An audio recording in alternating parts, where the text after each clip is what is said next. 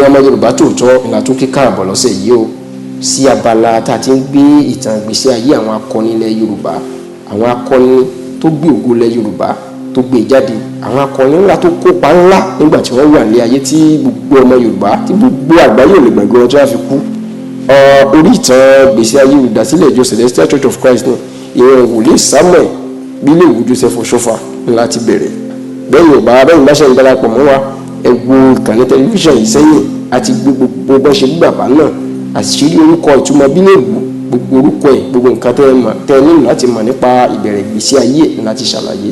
ẹ túbọ̀ padà sẹ́yìn láti wo gbogbo ẹ̀. Ibi tá a bá ìtàn ìdé ní ọ̀sẹ̀ tó kọjá òun níbi tí Ọ̀ṣọ́fà ti tẹ̀lé ọ̀rẹ́ Frederick Zevuno lọ sí ilé ẹjọ́ tó fẹ́ dájọ́ ikú fún un. Gbàrà tí adájọ́ fẹ́ dájọ́ báyìí Frederick ti fẹ́ tọ̀ sí ṣòkòtò ṣùgbọ́n Ọ̀ṣọ́fà ṣàǹfi ó ń ṣẹ́jú sí pé kó fọkàn balẹ̀ Ọlọ́run wà lórí ìtẹ́ á ṣiṣẹ́ ìyanu. Gbàrà tádájọ́ adájọ́ ó ní gbogbo ẹ̀sùn tó fi ka Frederick ọ̀rẹ́ Ọ̀ṣọ́fà ó ní kò mọ̀ ń pa ẹ́ o lákòbá lásán ni ó fọwọ́ sí ó fi da ẹjọ́ náà nù ó ní kí Frederick kó máa lọ láyọ̀ àti àlàáfíà. Frederick kò gba ojú ẹ̀ gbọ́ bẹ́ẹ̀ kò gba ojú àti etí ẹ̀ gbọ́ ó wù pé kí lòun rí yìí ohun tí wọ́n ti ta ní gbogbo pé kò máa múra ikú àbí ẹ̀wọ̀n gbére ènìyàn ló wá ṣẹlẹ̀ lẹ́sẹ̀kẹsẹ̀ ló mọ̀ pé agbára ẹ̀mí mímọ́ tòótọ́ ó wà lára Joseph Ọ̀ṣọ́fà ìyẹn Samuel Bíléèwù tó jẹ́ ọ̀rẹ́ inú ẹ̀ dùn ó dúpẹ́ lọ́wọ́ Ọ̀ṣọ́fà wọ́n ń lọ ní gbogbo àsìkò yìí tí iṣẹ́ ìyanu ṣẹlẹ̀ lọ́wọ́ Ọ̀ṣọ́fà oríṣiríṣi ìròyìn ló ti ń lọ làwọn èèyàn máa wọ́ sílé Ọ̀ṣọ́fà ni wọ́n ń wá ni wọ́n ń péjọ ṣùgbọ́n Ọ̀ṣọ́fà wá lé wọn ó lóun ò ṣetán láti dá ṣọ́ọ̀ṣì lẹ̀ ó ní kólúkálukú kó máa gba ṣọ́ọ̀ṣì tó ti ń lọ tẹ́lẹ̀ kó padà lọ síbẹ̀. Ọ̀ṣọ́fà máa ń jẹ́ ká mọ̀ pé ṣọ́ọ̀ṣì dàbí iléèwé olórúkọ lè yàtọ̀ ṣùgbọ́n iṣẹ́ kan náà ń ṣe bẹ́ẹ̀ ni ìdánwò kan náà ni ogun àjọ ṣe lẹ́yìn òpin ayé wọn. ó ní kó òun ò dájọ́ lẹ́ o òun ò dẹ̀ ṣe iṣẹ́ Olúwa kó kálukú kàn máa lọ lé kàn máa lọ jọ́sìn lẹ́ni tó bá ríṣẹ́ ìyanu lọ́dọ̀ òun ó ní ká máa wà dúpẹ́ lọ́wọ́ òun ká lọ máa dúpẹ́ lọ́wọ́ Ọlọ́run ká dẹ̀ lọ ṣọ́ọ̀ṣì wọn ká lọ dúpẹ́. ṣùgbọ́n bí Ọ̀ṣọ́fà àti ọ̀rẹ́ ẹ̀ tó tílé ẹjọ́ dá láre bọ́ ṣe kúrò ní ilé ẹjọ́ tí wọ́n máa dé ilé Ọ̀ṣọ́fà tó wà ní agbègbè Kétu ní orílẹ̀-èdè Benin Republic ìyẹn lọ́jọ́ 29 oṣù kẹsàn-án ọdún 1947 ẹgbẹ́ dáadáa o ọjọ́ 29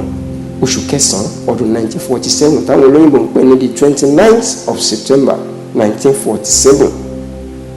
ọ̀pọ̀lọpọ̀ èrò ni wọ́n máa bá ilé Ọ̀ṣọ́fà tó wà ní Kétu lórílẹ̀-èdè Benin Republic o wọ́n ti dúró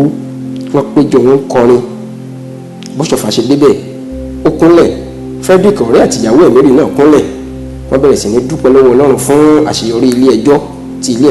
tí Ọlọ́run ò dójú àdúrà tí Ọ̀ṣọ́fà tí ilé ẹjọ́ sì dá Frederick láàrin pé kó máa lọ láyọ̀ àti àlàáfíà. Àsìkò tí wọ́n máa ń gbàdúrà táwọn èèyàn péjọ sílé Ọ̀ṣọ́fà nǹkan ńlá kan máa ṣẹlẹ̀ o ìṣẹ̀lẹ̀ ńlá yìí máa ṣẹlẹ̀ o ìṣẹ̀lẹ̀ ńlá tí gbogbo ọmọ ìjọ Celestial Church of Christ tó ní àmì àti àpẹẹrẹ ńlá nínú ìtàn ìjọ wọn máa ṣẹlẹ̀ o.